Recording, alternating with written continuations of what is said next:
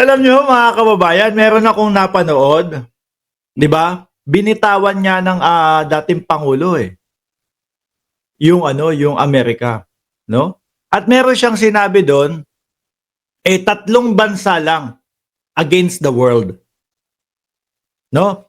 Russia, China, Pilipinas. Oh, yun pala yung sinasabi ni Bato de la Rosa. Bato, wag mo na akong sabihin na, sige nga, nasan yung ebidensya mo? Napakadali pong hanapin yan, no? Napakadali pong hanapin yan. Lahat po ng mga vloggers, may kopya niyan. Oh, sabi ni Jordan G, I love China, Duterte, 2016. Hmm. Yung pinaka natatandaan ko, yung sabi niya tatlong country lang against the world. China, Russia, Pilipinas. Tapos sasabihin ni Bato de la Rosa, hindi po siya pro-China, hindi po siya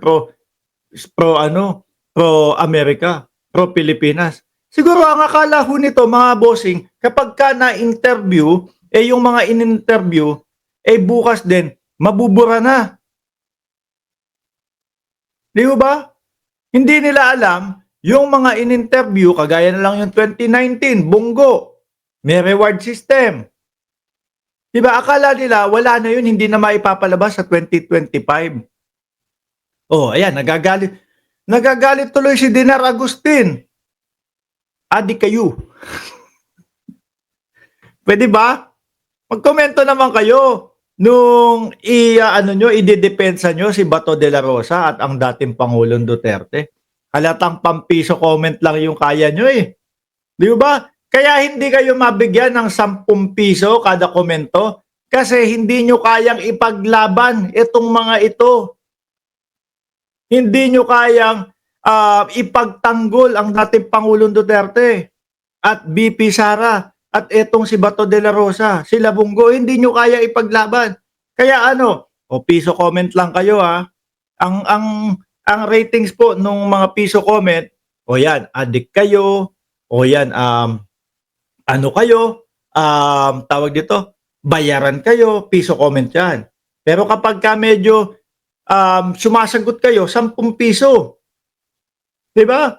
Pag medyo ipinagtatanggol nyo sila Bato de la Rosa, baka umabot pa. No? Baka umabot pa ng 100 kada comment. Mahihina din kasi yung mga DDS, mga kababayan. Bato, tuloy mo. Kaya nga yung ganyang diskarte, ganyan, para respetuhin tayo ng both countries. Tingnan nyo, sa panahon ni Presidente, meron ba tayong nawala na area sa West Philippine Sea? Meron bang naagaw? Tahimik tayo nun. Kasi, naka-status ko. Di ba? Ni yung pagkumpuni ng BRP Sierra Madre, hindi nyo ipinagtanggol para hindi tuluyang mawasak. Di ba? Naka-status ko tayo nun, mga kababayan. Sunod-sunuran po tayo sa China nun. Walang nawala. Okay, sige, kung tama yung sinasabi mo, walang nawala. Pero, yung halos katiting na lang po, mga boss Chipamo, sir, napakaliit na lang po ang konting ipupursige ng dating Pangulong Duterte. Kasi, meron ng arbitral ruling, mga bossing. Nanalo na nga tayo sa UNCLOS. No? Napaghawak mo yung papel na yon, nakita ng buong mundo, ay, rerespetohin natin ang Pilipinas. Hindi ginawa. Unting-unti na lang yun. No? Na kung pagka ganun, ang nangyari, mga boss, malamang sa alamang ho, mga kababayan, wala na tayong problema sa West Philippine Sea. Oh. But they increased their Wala. militarization. Nirespeto tayo ng China. Yeah. Nirespeto tayo ng China. Nire-respeto tayo ng China? Oo, kasi tahimik nga tayo. Sino ba naman ho, mga bossing, ang magagalit kung ikaw parati kang sumusunod kay Xi Jinping? Wala, syempre. Ngayon, meron tayong mga nakikitang dalawang barko ng China, binobomba yung napakaliit na barko ng Pilipinas. No? Ano pa? Meron pa tayong mga nakikitang binabangga ng barko ng China ang barko ng Pilipinas. Bakit ho? Kasi inaalmahan natin sila ngayon. Kung dati ho, nung panahon ng dating Pangulong Duterte, pagka nagro-ronda yung mga helicopter ng China at pumasok no, sa ating teritoryo, kahit 1 kilometro lang, ang maririnig natin, okay lang yan. Wala naman silang ginawa dyan. Lupa lang naman yan, bato lang naman yan. Ganon. Di ba? Mga kababayan, subukan mo. Tayo yung lumagpas ng dalawang dangkal lang sa teritoryo ng China. Hindi pwede. Di ba? Hindi pwede, mga kababayan. Pero ginagawa nila sa atin. Yung panahon po ng dating Pangulong Duterte. Yung mga pasubok-subok nila, 1 kilometro, lagpas. Kasi ang dating Pangulong Duterte, wala naman sasabihin, okay lang yan. Bato lang yan. Di ba, mga bossing? Inaargabyado tayo ng China. No? Ngayon po, kumbaga, walang ganong nangyayari. Ngayon po, mga kababayan, merong mga ganong nangyayari kasi umaalma ang Pilipinas. Pag lumagpas kayo sa teritoryo namin, pambabastos sa amin yan. Babalaan namin kayo. Dati po, walang ganon. Dito siya ng China. So, napakaganda, di ba?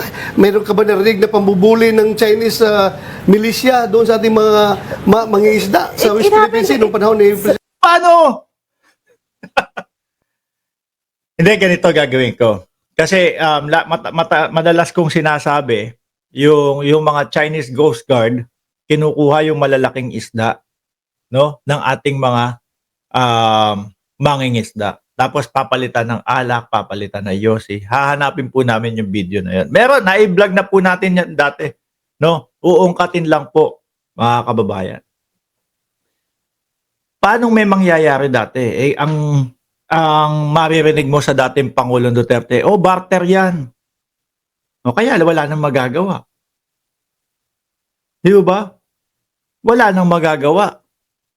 Kukunin yung malalaking isda ng kapwa natin Pilipino, papalitan ng yosi, papalitan ng alak. No, imbis na 2,000 maibebenta yung isda, mga kababayan, makakaluwag do sa kapwa natin Pilipino, papalitan ng yosi, sinira pa yung kalusugan. Magkano lang yung pa-yosi-yosi? 50? Yung alak, magkano? Pa-50 lang din.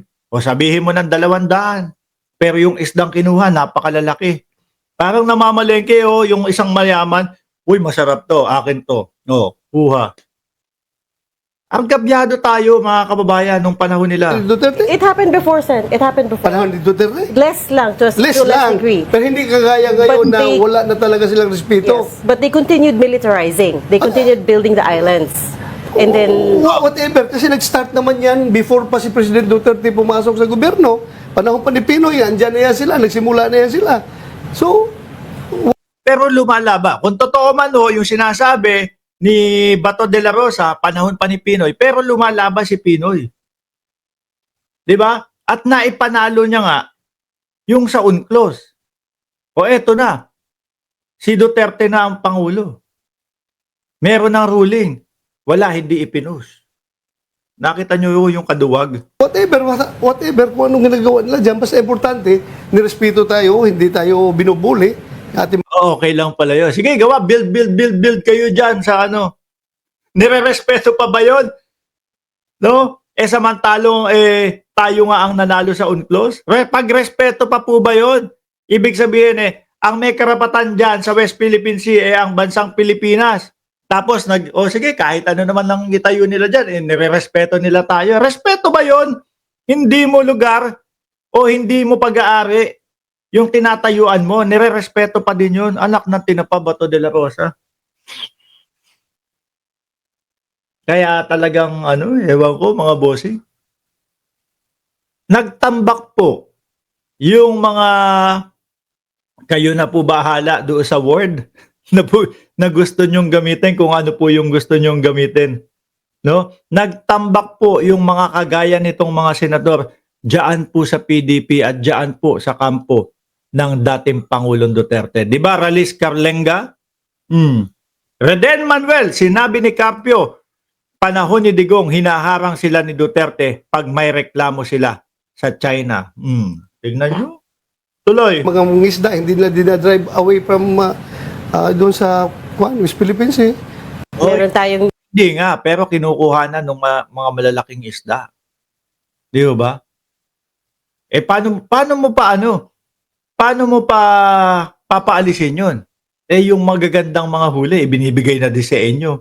Kumbaga, sige, trabaho kayo, kunin nyo yan. Ano? Kunin nyo yan. Pagkatapos nyo, daan nyo sa amin ha. Titignan namin kung ano yung mga kukunin namin. cabinet member from the Pinoy administration. Do you want to rebut? Well, sabi mo nga, yung sabi mo kasi dahil karamihan naman ng artificial islands na kasing laki na ng isang syudad ay nabuo nung panahon ni President Digong. No, kaya hindi rin pwedeng sabihin na hindi aggressive yung China during that time. Actually, yung lumubog na yung muntik mamatay yung mahigit 20, nangyari yan during that time. So, ang sinasabi ko lang naman ay even during the time of Digong, nag-escalate yung China, especially during sa island building. Ayun, Ay, sa pool, si Bato. Pahiya, no? yan, agree ako dyan. Totoo naman talaga nangyayari yan, pero hindi Biglang kambyo. tayo binubuli. Hindi tayo, Hindi pa binubuli yun, ha?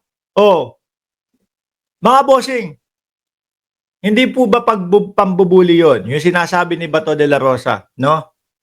Yun nga, yung on clause. Nagkaroon ng ruling. Pilipinas, panalo. 'Di ba? Ibig sabihin, may karapatan Pilipinas. Pero, tayo pa din sila. Nung kanilang kung ano man yung mga tinatayo nila doon sa mga isla natin. Hindi po ba pambubuli yun? Sinabi na nga karapatan ng mga Pilipino yan o ng Pilipinas yan Tapos ikaw, tuloy pa din yung pagtatayo mo. Hindi ho ba pambubuli yun, mga boss? binubuli. At when you say, andyan sila, nagde-develop, ano yung dinidevelop nila? Di ba yung panahon pa ng bago si President Duterte, nandyan na sila, nakapasok na sila dyan. So, huwag natin entirely i-blame si Pangulong Duterte up to the Ganun lang pala ang estilo ng dating Pangulong Duterte, mga kababayan. No? Sabi ni Gracie C., Mark Ramos, why don't you go and fight with China? Ito bang ginagawa ko, hindi pa paglaban sa China to? Kailangan pa ba meron akong hawak na Armalite o kailangan pa ba may hawak akong barel para masabi na hindi paglaban sa China to, anak ng tinapa? Si Jose Rizal, panulat lang. 'Di ba? Pero nasabi natin na lumalaban sa mga mananakop. Ganun ba kakitid ang utak ng mga DDS? Ganun ba? Na kailangan may hawak ang armas. Tapos pupunta ka doon sa West Philippine Sea. Babatatatatin mo yung mga Chinese Coast Guard doon. Ganun kakitid ang utak ninyo. Kawawa. Ay, nako. You're just talking. This is not fighting. You go and fight them. Oh, okay lang. Ganun nga kakitig. Look at US and other countries. Do they fight with China? Pakikipag-usap nga lang naman yung sinasabi ko. No? Hindi pa din to considered as paglaban. Ganun yun. Do you think Philippines can win? No, even Trump can? Diyos ko. Nung panahon ng ating mga bayani, sa mga pananakop, hawak nila Andres Bonifacio, gulok. No? Kaya masasabi mo dito sa mga DDS, duwag talaga tong mga to Duwag ho talaga, mga kababayan. Si Robin Padilla, idol si Bonifacio. Pero isa si Robin Padilla na nagsasalita, mga kababayan, hindi po natin kaya ang China. Nung panahon, nung idol ni Robin Padilla, na si Andres Bonifacio, mga kababayan, gulok ang hawak nun. No? Ang kalaban, mahahabang rifle. No? Ano po nangyari?